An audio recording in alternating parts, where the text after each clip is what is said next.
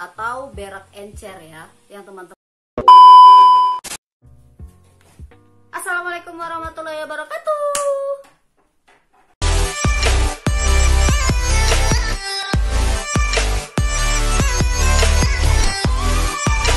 Hai teman-teman, kembali lagi di YouTube channel saya. Kali ini saya mau membahas tentang pendidikan kesehatan, yaitu diare. Sebelumnya, pasti teman-teman di sini sudah tidak asing lagi dengan apa itu diare. Mungkin sebagian teman-teman atau kita semua sudah pernah mengalami apa yang namanya itu diare. Untuk lebih jelasnya, silakan disimak terus teman-teman. 2 hours later. Diare adalah buang air besar encer atau berak encer ya, yang teman-teman tahu pastinya. Jadi diare ini dia disebabkan oleh makanan dan minuman yang terpapar oleh virus, bakteri ataupun bisa parasit. Untuk gejalanya ini pada penderita diare biasa gejalanya itu bervariasi. Penderita diare ini dia mengalami gejala bisa satu gejala maupun lebih gejala-gejala lainnya. Dan pada umumnya gejala yang sering dialami oleh penderita diare ini untuk yang pertama itu ada perut mules, sudah pasti ya. Terus yang kedua itu buang air besarnya encer ataupun bisa sampai ke berdarah gitu ya buang airnya. Terus yang ketiga dia itu mengalami dehidrasi gitu ya, kekurangan air karena keluar terus gitu. Terus yang keempat itu dia bisa saja pusing, lemes, bahkan kulit-kulitnya itu rasanya kayak kering banget gitu ya. Bahaya pada diare ini itu bisa mengakibatkan terjadinya dehidrasi atau kekurangan cairan.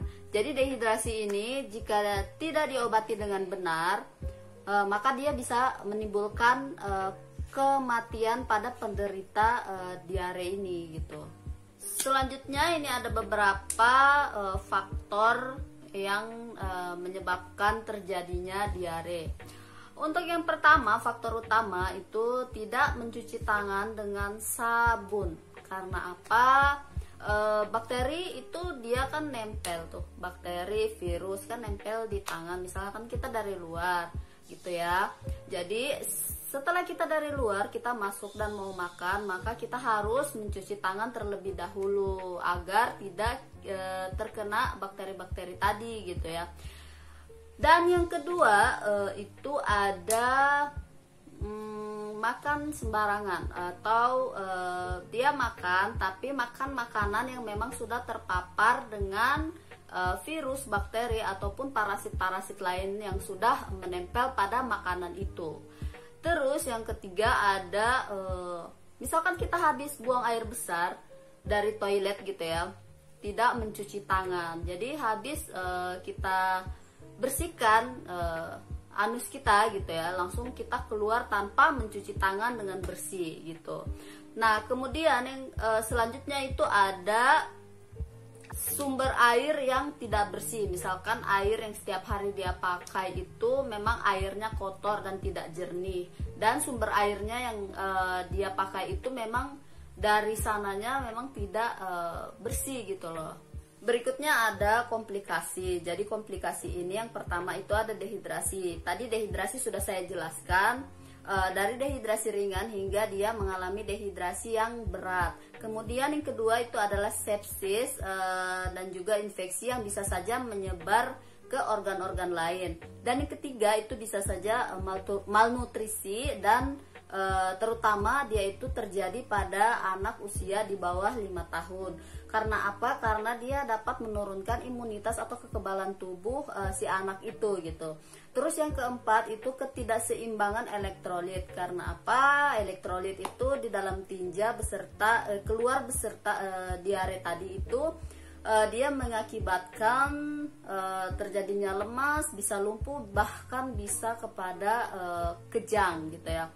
Yang terakhir itu ada kulit pada anus, bisa saja dia mengalami iritasi karena pH tinja itu asam. Pengobatan pada penderita diare ini bisa meminum cairan elektrolit atau minum oralit gitu ya, dicampur dengan air.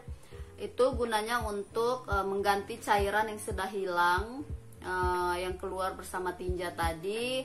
Kemudian jika penderita selama mengalami diare ini tidak boleh makan makanan yang keras, makan saja makanan yang lunak, dan juga bisa diberikan antibiotik, terus bisa juga diberikan pereda nyeri, dan juga bisa ada obat yang anti diare seperti itu. Kalau memang sudah sangat-sangat parah, bisa langsung ke tenaga kesehatan atau langsung ke dokter, karena kalau di sana pasti kalian akan diberi cairan elektrolit melalui intravena atau bisa lewat infus ya cairannya. Jadi kalian tidak perlu meminum cairan-cairan yang lain gitu ya. Jadi kalian hanya perlu diinfus dan cairan itu sudah ada tergantung di situ dan masuk kepada tubuh Anda untuk mengganti cairan yang telah hilang. Yang terakhir ini ada pencegahannya. Yang pertama, pencegahan pertama ya, tentunya sudah pasti kita tahu itu cuci tangan. Nah, cuci tangan ini sebelum makan dan sesudah makan kita harus cuci tangan. Kemudian kita habis bepergian dari mana seharian, pulang juga harus cuci tangan. Terus setelah kita memegang daging yang mentah untuk dimasak, kita juga harus mencuci tangan.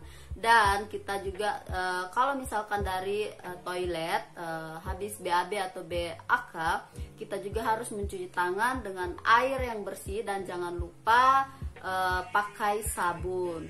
Terus yang kedua itu ada pola makan. Jadi kita harus mengkonsumsi makanan yang memang sudah dimasak gitu ya, masaknya emang benar-benar masak.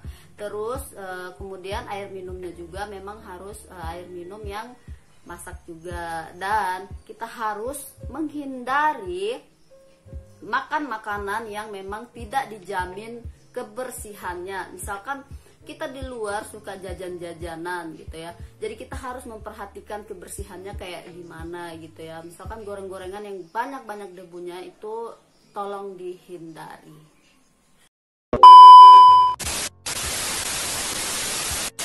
Oke, jadi itu tadi penjelasan dari saya atau pendidikan kesehatan dari saya tentang itu diare atau berak encer. Teman-teman semoga bisa mengetahui apa itu diare dan apa itu penyebabnya diare, dan semoga ini bisa bermanfaat buat teman-teman sekalian di rumah dan juga buat saudara-saudara sekalian. Terima kasih sudah menonton video saya. Jangan lupa di subscribe, like, comment, and share ke teman-teman yang lain agar saya lebih bersemangat lagi membuat video-video lain. See you next video. Bye.